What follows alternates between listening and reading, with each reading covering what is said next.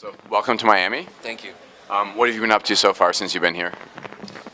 Shows, and shows. A lot of shows. Yeah, well, we saw you at Nikki Beach yesterday, which was awesome. Great set. Oh, for real nice. How about the festival? How did it go? It was an amazing vibe. Yeah. Like, our first main stage performance ever Right. on Ultra, and Ultra Miami. And it was just an amazing vibe. When we played the anthem, we danced. The whole crowd just went crazy. Isn't the anthem "Follow Me" for this year? United We Dance was last year. Yeah, exactly. last year's, yeah.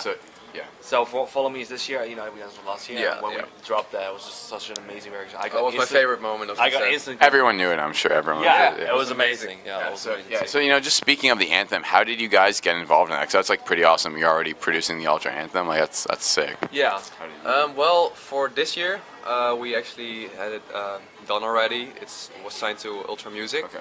And then we just got the message from the festival, like, yo, we really like the track. Do you want it to be the anthem? We're like, of course. We were like, maybe.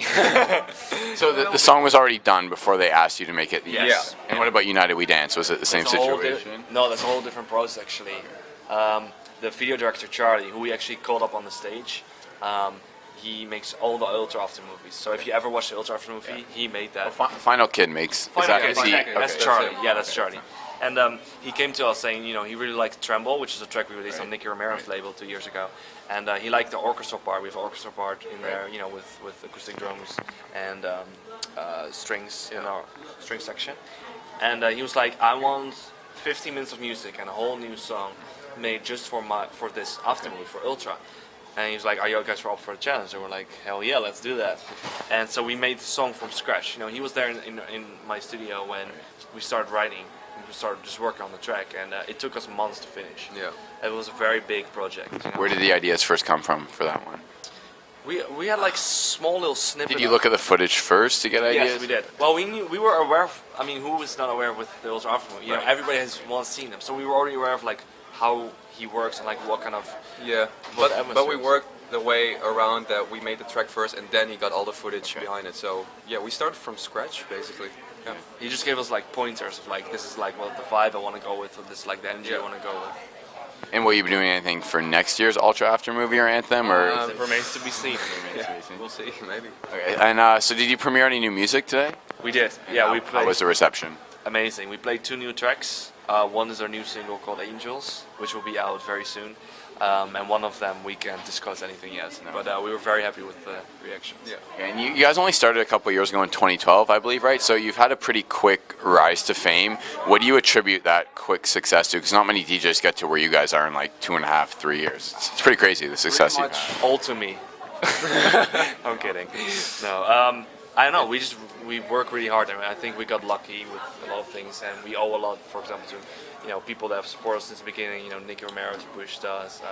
Vicetone has been playing us a lot, and It's like we have a lot of hardcore fans too that keep pushing us and following us on Twitter, and we're just very blessed with having just such a strong following. Yeah. So I would say hard work and luck. Yeah, it's a combination. And do you find that most of your fans are in North America or Europe? Right now it's North America, I think. Okay. The biggest cities are Los Angeles, New York, but it's spreading around to Australia as well, and Europe. I think Spain is one of the biggest countries. Spain. for We us. had an incredible. We had one gig in Spain, I think. Yeah. And it was Ibiza? no, we had multiple gigs in Ibiza, but just the mainland. The of Spain. mainland. And it was amazing. That was, Alicante, yeah, one of my favorite unreal. shows. Yeah, it was amazing. So, pretty much both Yeah. contests. Asia. Asia? We've played Asia December Insane.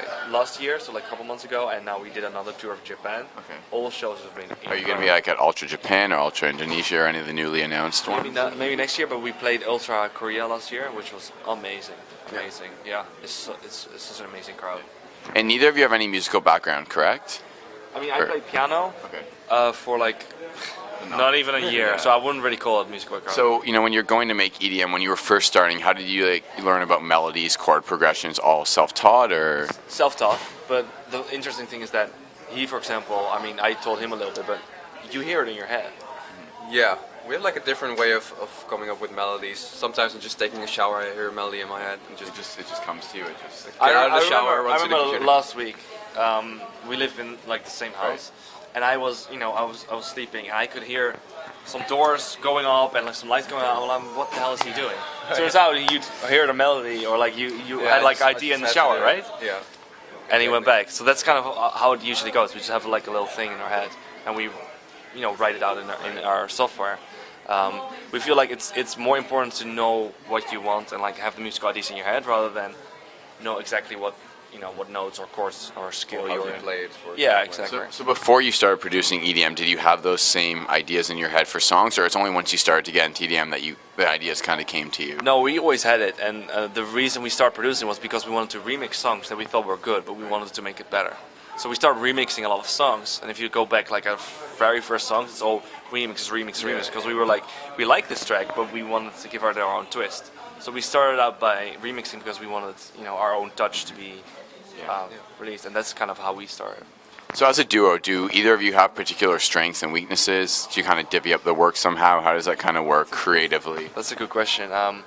We do. I feel like one of his main strengths is just structure, and he comes up with really cool chord progressions that I think are very interesting. I feel my strengths are probably mixing technical, and lead melodies usually. Yeah.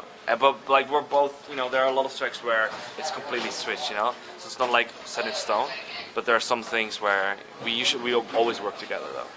So are all your are all your tracks kind of 50-50, like equally work, or do like maybe one track he puts more work in? Or? Sometimes we'll just. Sometimes he will send me a track that's like almost finished, and then you'll just put the final touches on. I'll be like, well, let me mix it down. Yeah, we're done. right. And sometimes I'll be like, hey, here's the chorus, here's the bass, here's the melody, here's the sound. We're good. And he's like, fuck yeah, let's do this. I know we were working on a remix, and then you just started with this sound, and like within like 4 or 5 hours, you had this entire other track ready. He's like, yo, come listen, It's arranged. I was like, it was 2 weeks ago, yeah.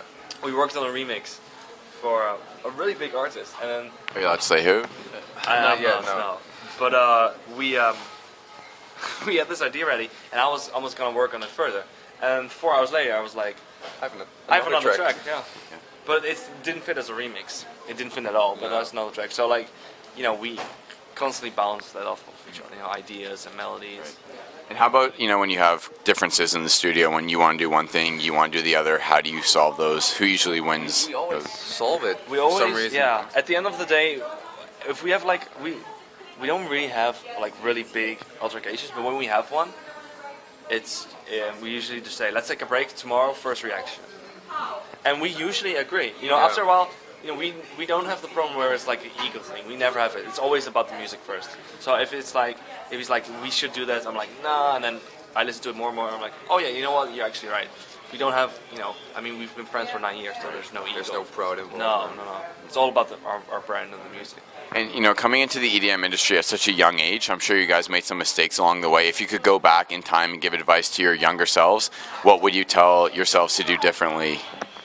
That's a good question. Man, music-wise. And anything, career-wise, anything. Just anything you did wrong at the start that, looking back. Way earlier than we did. Yeah, That's probably the main thing. Yeah. And have there been any, artists in particular who have really helped you along the way, really mentored you along the way? Anyone? Romero springs to mind. What have you learned most from him? What's he given you? Well, just in the beginning, he kind of showed us, the ropes, like the basics of how this industry works, and We went on tour in it with him, and you just learn a lot from just looking at like how management involved and like the politics of the industry and just everything, live shows, how he performs and stuff like that. We just picked a few things up from that. Nervo too. Nervo, they say they're like our big sisters almost. Yeah, no, I've interviewed them before. They're great girls. Yeah, they're amazing, and they funnily enough, they also gave us advice on what not to do, what to do, life-wise, DJ-wise, career-wise. Yeah. They've been very helpful as well. Definitely. Well, thank you so much for your time. Thank you. Thank you.